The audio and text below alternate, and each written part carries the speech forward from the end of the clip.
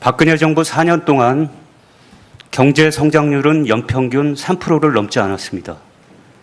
그런데 주거비는 무섭게 치솟았습니다. 서울 지역 아파트 전셋값의 경우 4년 새 30% 뛰었습니다.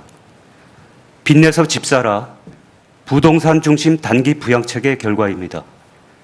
후보님은 부동산 정책, 주거 정책을 어떻게 끌고 가시겠습니까? 우선 대한민국 경제가 왜 성장이 더디냐? 청년 일자리가 왜 절벽이냐? 그것부터 내 설명하고 주택정책 이야기를 하겠습니다. 대한민국에 나는 3대 적폐 세력이 있다고 봅니다. 그 첫째가 종북 세력입니다. 그 둘째가 강성귀족 노조들입니다. 주로 민주노조입니다. 그 셋째가 정교조입니다. 정교조를 통해서 초중고등학교 학생들에게 어릴 때부터 좌파 이념, 친북 사상을 심어주고 있습니다. 그러다 보니까 한국 사회의 종북 세력들이 활개를 치게 되었습니다. 또 강성귀족 노조 근로자의 3%밖에 되지 않은 이 강성귀족 노조들이 정치에 개입하고 걸핏하면 광화문에서 파업 시위를 하고 촛불 들고 이 바람에 한국 기업들이 해외로 다 나가고 있습니다. 여 경제지 기자들이 있으면 한번 해외로 나간 기업들 전부 한번 보십시오. 내가 어젠가 아ren가 신문 보니까 중소기업도 6조 4천억을 해외 투자를 했어요. 지금 대기업 중에서 국내 생산력, 해외 생산력의 차이가 지금 역전이 됐어요. 4대 6으로. 해외 생산력이 훨씬 많아졌습니다. 대기업의 입장에서는 손해가 없어요. 그래서 돈 잘 벌어갖고 가져오면 되니까. 그러나 그것 때문에 국내 일자리가 자꾸 줄어드는 겁니다. 새로 생기지가 않고. 청년들이 일자리 절벽된 게 나는 강성귀족 노조 때문이라고 생각합니다. 이 노조들이 그렇게 폐악을 부리니까 기업들이 투자를 안 해요. 예를 하나 들어볼게요. 내가 경남지사를 할 때 하동에 갈사만이라고 매립지가 있습니다. 어느 자동차 회사에 50만 대 정산한다는 발표를 듣고 그 자동차 회사에 우리 갈사만에 들어오세요. 싸게 주겠습니다. 50만 대 정산하는데 오세요. 2, 3일 후에 답이 왔는데 노조 때문에 못 하겠다. 그러고 난 뒤에 사흘 후에 중국에서 정산한다고 발표가 났어요. 결국은 이게 뭐냐. 강성귀족 노조들의 자기들의 특권, 세습, 고용세습도 하지 않습니까?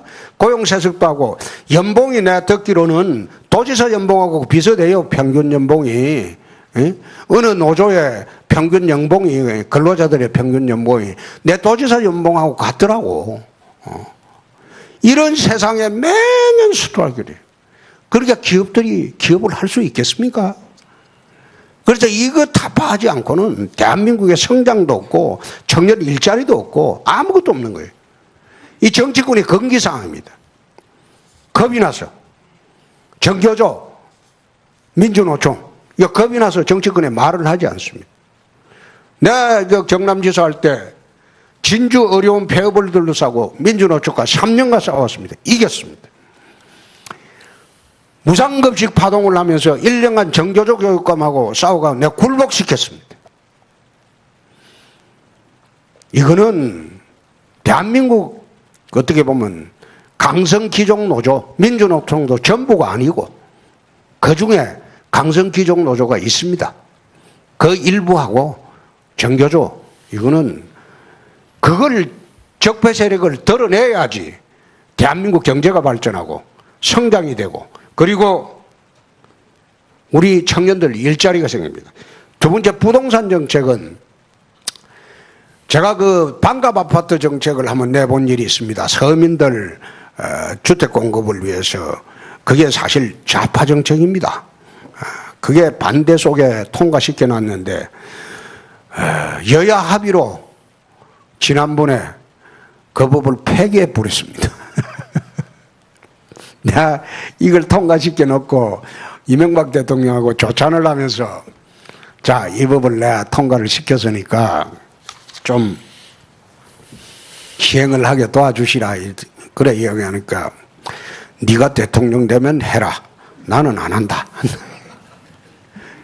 그래서 이게 반값 아파트 정책이 소유 개념에서 주거 개념으로 이제 우리 부동산에 대한 인식을 바꾸는 그런 법입니다.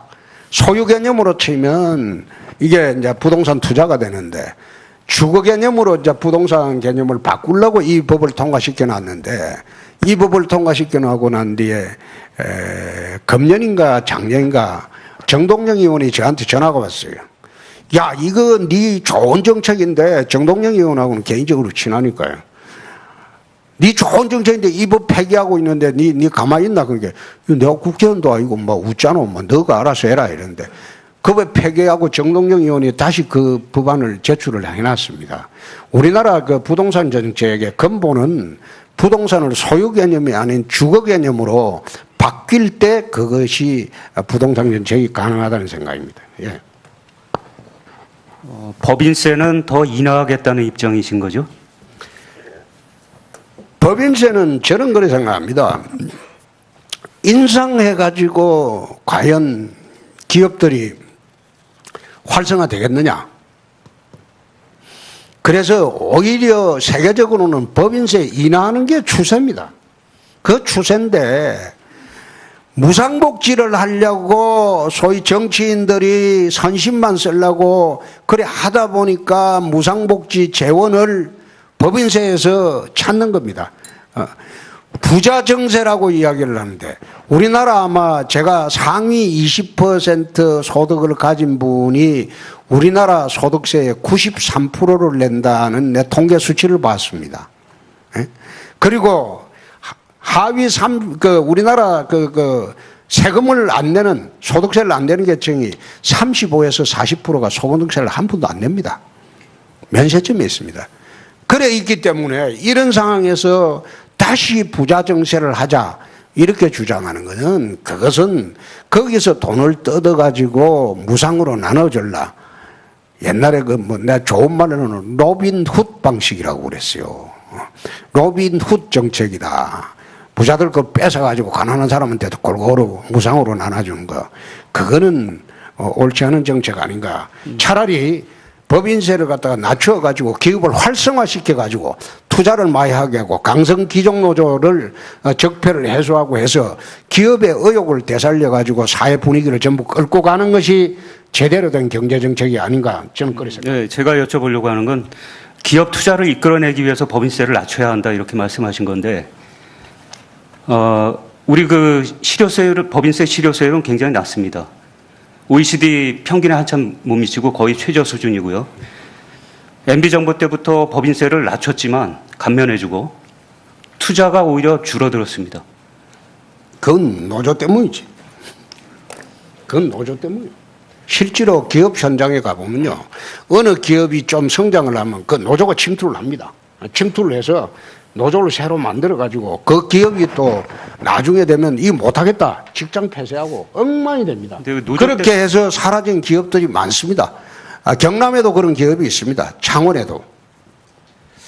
그런데 노조에서 원인을 찾는 건 너무 좀 비약이 아닌가 싶은데요. 기업들이 유순열 기자님이 경제부 기자가 아니잖아요. 경제부입니다. 경제부예요. 그럼 시각이 좀 틀립니다. 예, 제가 검사 출신이시니까 검찰 관련된 질문 하나 드리겠습니다. 요즘 검찰에 대해서 국민들 시선이 뭐 이렇게 썩 곱지만은 않은 것 같습니다. 뭐 물론 소수라고 생각되는데 법과 원칙 그리고 정의 이런 것보다는 정치적 상황을 더 고려하는 검사들도 있고요. 그래서 검찰 개혁이 필요하다는 지적이 이제 국민들로부터 나오고 있는데 이 점에 대해서는 어떻게 생각하십니까? 이 점에 대해서는 좀 한마디 말씀드리겠습니다. 저희들이 검사할 때는 정말 검사를 정의롭게 했습니다. 저희들이 검사할 때는 수사비가 안 나왔어요. 그래서 검사 월급 털어가지고 피의자들 잡아오면 같이 저녁을 먹어야 되는데 우리는 곰탕 먹고 여기는 라면 줄 수 없으니까 같이 라면도 먹고 그랬어요. 그 당시에 검사 월급의 절반은 수사비로 다 썼습니다. 그런데 요즘 검사들 하는 거 보니까 푸른 바람이 불면 눕는데 요즘 검사들은 바람도 불기 전에 지가 알아서 덜러버 버려요. 내가 그걸 몇 번 봤습니다. 검사들이 이래서 되느냐. 알아서 기는. 그런 풍토가 나는 크게 잘못됐다고 생각합니다. 그래서 옛날에 검사들은 사명감이 있어가지고 거의 일주일에, 한 달에 한 보름 정도는 거의 밤샘 수사를 했어요. 요즘 검사들은 내 쳐다보니까 셀러리맨 월급 받으러 왔다 갔다 하고 대접 받으러 왔다 갔다 하고 밖에 나서 대접 받기를 원하고 그러니까 그랜저 검사가 생기고 벤처 여검사가 생기고 법조비리의 원흥이 되고 그렇게 되고 있습니다. 그래서 내가 참 제가 검사할 때는 하고 올 때하고는 하도 달라서 이거 참 안타깝다고 생각이 드는데 그래서 내가 검찰 개혁의 일환으로 이제 경찰도 어느 정도 능력이 수사 수준이 검사만큼 올라왔으니까 같이 영장 청구권을 줘가지고 검사가 경찰 감시하고 경찰이 또 검사 감시하고 상호 감시 체제를 만들자. 그렇게 해서 사회를 좀 깨끗하게 만들자. 그런 이야기를 하고 있습니다. 지금은 검찰 독재 시대죠. 유일하게 수사권을 독점하고 있으니까 검찰 독재 시대에서 검찰의 역할이라는 것은 어떻게 보면 정말로 중요한 것인데 제대로 역할을 못하고 권력의 신여가 되고 있으니까 이거는 개혁해야 되는 그런 첫째 타켓이 아닌가 그런 생각을 합니다. 그 본인 스스로 독고다이 아까 말씀하셨죠? 독고다이다 이렇게 말씀하셨는데 독고다이는 혼자 결정하고 다소 독선적인 이미지를 상징하는 그런 말인 것 같습니다. 그래서 그 국민통합형 지도자로는 부적절한 거 아니냐 이런 얘기도 나오는데 어떻게 생각하십니까? 독선적이라기보다도 제가 이제 결정을 할 때는 주위의 참모들 의견을 다 듣습니다. 전부 듣고 난 뒤에 결정을 하는 것이지 혼자 결정하는 것은 아니라는 거 우선 말씀을 드리고 두 번째 나라의 대통령이 되려면 대한민국의 가장 똑똑한 사람들이 대통령 참모로 다 들어옵니다. 그 참모들 의견 듣고 결정을 하고 집행을 해야지 대통령이 혼자서 어떻게 만기 칠람을 할 수 있습니까? 만기 칠람하려고 하다가 문제가 커진 게 최근의 사태 아닙니까? 그 박근혜 전 대통령의 실패는 결국 불통의 결과였다. 이런 분석이 많습니다. 그렇다고 해서 박근혜 대통령이 정치인들을 만나지 않은 건 아닙니다. 여야 리더들을 많이 만났죠. 하지만 대화가 제대로 되지 않았습니다. 그 홍 후보께서는 강한 대통령을 강조하십니다. 그래서 혹시 그런 강한 스타일 때문에 자주 모시겠다고 했는데 만나서 소통이 안 되는 거 아닌지 우려하는 목소리도 있을 것 같습니다. 미국 같은 경우에 대통령이 정례 브리핑을 갔습니다. 국정 브리핑을 갔습니다. 근데 우리나라 대통령은 국정 브리핑이 없습니다. 기자회견도 서로 짜고 요거 묻고 요거 답한다. 이거 물으면 이런 답한다. 말하자면 태권도의 약속 대령과 같은 그런 기자회견을 합니다. 제가 집권을 하게 되면 국정 브리핑을 하겠습니다. 기자들하고 청와대 출입 기자들하고 프리토킹을 하겠습니다. 미리 사전에 약속을 해서 질문 응답하는 것이 아니고 기자들이 의심스럽게 생각하고 그리고 어문나는 거는 내 프리토킹 하도록 하겠습니다. 적어도 분기별 한 번은 국민들에게 국정 상황을 알려줄 책무가 저는 있다고 봅니다. 일방적으로 프롬프트 통해서 국민들에게 발표하는 형식의 그런 국정보고대회가 아니고 청와대 출입기자들하고 분기에 한 번씩은 프리토킹을 해가지고 소통하는 그런 제도를 갖춰야지 그야말로 소통이라고 할 수 있지. 노무현 대통령 시절에 국민과 소통한다고 방송국에 와가지고 딱 사람들 초청해놓고 질문 찝어가지고 니는 무슨 질문해라, 니는 무슨 질문해라 그래가지고 방송국에 와서 1시간, 2시간 하고 난 뒤에 국민과 소통했다. 그런 식으로 주장하는 것은 그건 소통이 아니죠. 위선이죠, 위선. 그런 짓은 안 하겠습니다. 네. 네, 시간 관계상 토론회를 정리할 시간이 된 것 같습니다. 플로어에서도 질문이 몇 개 나왔는데 여러 가지 좀 시간의 압박 때문에 반영하지 못하는 점 죄송하게 생각합니다. 오늘 홍 후보 말씀을 들어보니까 홍 후보께서 평소에 좀 여러 가지로 좀 평가절하된 부분에 대해서 본인이 좀 억울해하실 대목이 분명히 있을 것 같다. 아니, 억울하지는 않습니다. 예.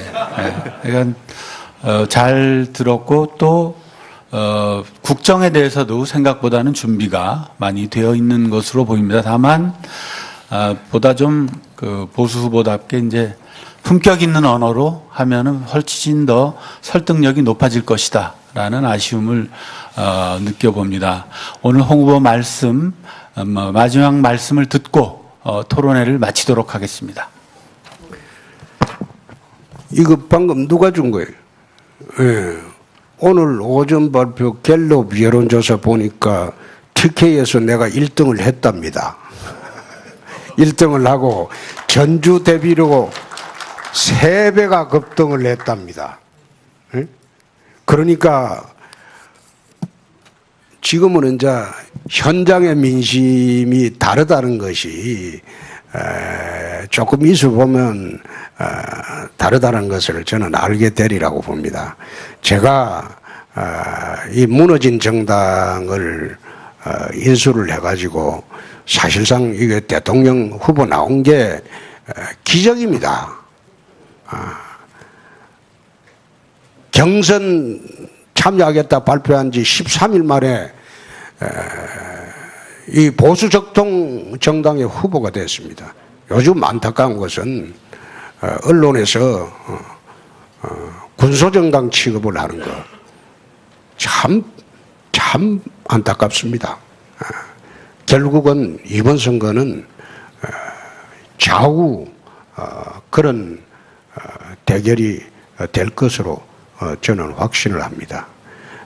언론인 여러분들이 저희 당이 다소 그 사이에 잘못도 많고 언론과 소통도 못했고 또 여러분들 참 눈에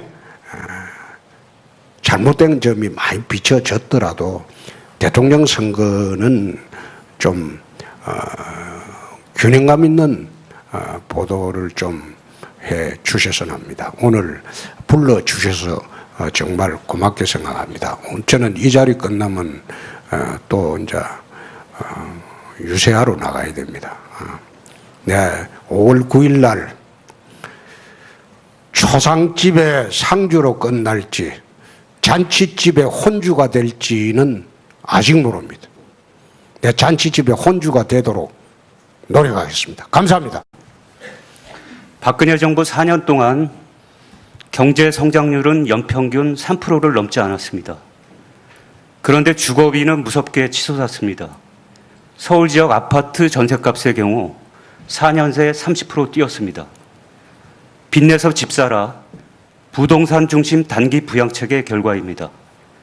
후보님은 부동산 정책, 주거 정책을 어떻게 끌고 가시겠습니까?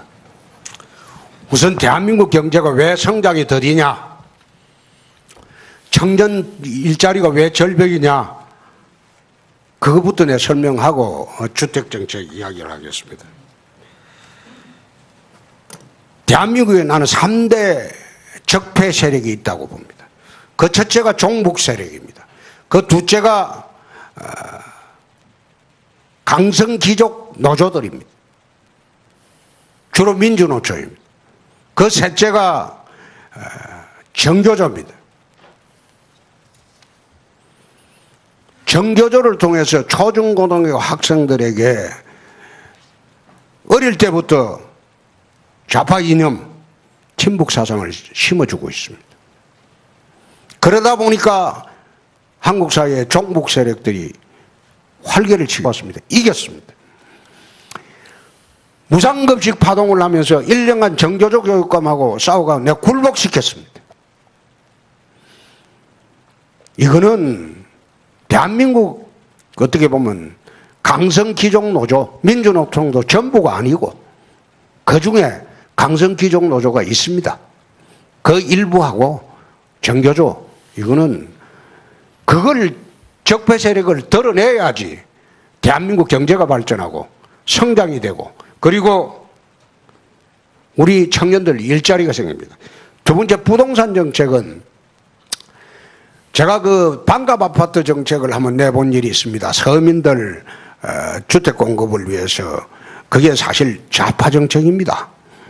그게 반대 속에 통과시켜 놨는데 여야 합의로 지난번에 그 법을 폐기해 버렸습니다. 내가 이걸 통과시켜 놓고 이명박 대통령하고 조찬을 하면서 자, 이 법을 내가 통과를 시켰으니까 좀 시행을 하게 도와주시라. 그래 이야기하니까 네가 대통령 되면 해라. 나는 안 한다. 그래서 이게 반값 아파트 정책이 소유 개념에서 주거 개념으로 이제 우리 부동산에 대한 인식을 바꾸는 그런 법입니다. 소유 개념으로 치면 이게 이제 부동산 투자가 되는데 주거 개념으로 이제 부동산 개념을 바꾸려고 이 법을 통과시켜 놨는데 이 법을 통과시켜 놓고 난 뒤에 금년인가 작년인가 정동영 의원이 저한테 전화가 왔어요. 야, 이거 네 좋은 정책인데 정동영 의원하고는 개인적으로 친하니까요. 네 좋은 정책인데 이 법 폐기하고 있는데 네 가만히 있나? 그게 내가 국회의원도 아니고 뭐 웃잖아. 뭐 너가 알아서 해라 이랬는데 그 법 폐기하고 정동영 의원이 다시 그 법안을 제출을 해놨습니다. 우리나라 그 부동산 정책의 근본은 부동산을 소유 개념이 아닌 주거 개념으로 바뀔 때 그것이 부동산 정책이 가능하다는 생각입니다. 예. 법인세는 더 인하하겠다는 입장이신 거죠? 법인세는 저는 그렇게 생각합니다. 인상해가지고 과연 기업들이 활성화되겠느냐? 그래서 오히려 세계적으로는 법인세 인하하는 게 추세입니다. 그 추세인데 무상이 됐습니다. 또 강성귀족 노조 근로자의 3%밖에 되지 않은 이 강성귀족 노조들이 정치에 개입하고 걸핏하면 광화문에서 파업 시위를 하고 촛불 들고 이 바람에 한국 기업들이 해외로 다 나가고 있습니다. 여 경제지 기자들이 있으면 한번 해외로 나간 기업들 전부 한번 보십시오. 내가 어젠가 아ren가 신문 보니까 중소기업도 6조 4천억을 해외 투자를 했어요. 지금 대기업 중에서 국내 생산력, 해외 생산력의 차이가 지금 역전이 됐어요. 4대 6으로. 해외 생산력이 훨씬 많아졌습니다. 대기업의 입장에서는 손해가 없어요. 거기서 돈 잘 벌어갖고 가져오면 되니까. 그러나 그것 때문에 국내 일자리가 자꾸 줄어드는 겁니다. 새로 생기지가 않고. 청년들이 일자리 절벽된 게 나는 강성귀족 노조 때문이라고 생각합니다. 이 노조들이 그렇게 폐악을 부리니까 기업들이 투자를 안 해요. 예를 하나 들어볼게요. 내가 경남지사를 할 때 하동에 갈사만이라고 매립지가 있습니다. 어느 자동차 회사에 50만 대 정산한다는 발표를 듣고 그 자동차 회사에 우리 갈사만에 들어오세요. 싸게 주겠습니다. 50만 대 정산하는데 오세요. 2, 3일 후에 답이 왔는데 노조 때문에 못 하겠다. 그러고 난 뒤에 사흘 후에 중국에서 정산한다고 발표가 났어요. 결국은 이게 뭐냐. 강성 기종 노조들의 자기들의 특권, 세습, 고용세습도 하지 않습니까? 고용세습도 하고, 연봉이 내가 듣기로는 도지사 연봉하고 비슷해요, 평균 연봉이. 어느 노조의 평균 연봉이, 근로자들의 평균 연봉이 내 도지사 연봉하고 같더라고. 이런 세상에 매년 스트라이크를. 그러니까 기업들이 기업을 할 수 있겠습니까? 그래서 이거 타파하지 않고는 대한민국의 성장도 없고 청년 일자리도 없고 아무것도 없는 거예요.